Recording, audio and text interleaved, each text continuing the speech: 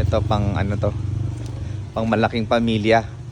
Mag-single attached to siya dito sa side na to. Space for parking. Ano sir? Sobrang laki. Sobrang laki. Pero sa 4.2 kaysa dun sa ano. Di ba po? I-compare mo yon doon sa 4.2 sa isa kumpara dito. Na ano na ulit. Tsaka nakaano na to, may ganyan. Yeah. Kasama po yung... Kasama yan, ma'am. Di ba? Tsaka ano. Ito na lang yung laundry area na. Ano na to? Ito, mga dating laundry to, area. Ano, salamin na para may sarili siyang ano ng araw. Hindi na ano, laki. Pagpasok ko naman na anak ko. Tapos may ano na siya built-in cabinet. Oo, di ba? Pa sa ano. May space pa sa ilalim. Pwede mong gawin na. Ito yung ginaya kong bahay na hindi ko magaya. Nagkamali ako ng layout. Malapit ka lang dito, sir?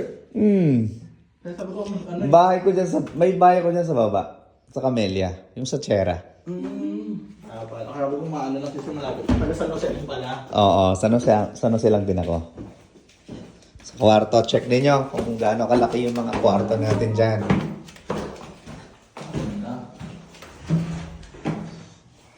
Kahit yung ano, parang master's bedroom na yung Parang master's bedroom. laki. Para yung lahat ng kwarto, no? Ito, Diba po? gustuhan mo ba yung sulat mo? Ito kasi ang mga lang yun, ito wak na. Oo. Hindi ka na kailangan pa maglabas pa ng Pera. Sabi niya mahati din naman daw sa 30 years. Kaya ako pag-ibig. Tapos ang malala common toilet na mas advisable. Ito. Tsaka may space pa dito. Yeah. Balcony pa siya ng maliit. Hallway. Ganda. Halos 1.2 yung price dip nila nung Yes. isa. Magkano ang down payment na to, sir, in case? 20%. So, 840?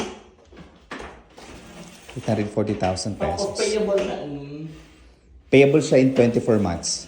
Tapos in 24 months, possible na ma-turnover na yung Yes. unit. Ah. Yung nakatayo na siya.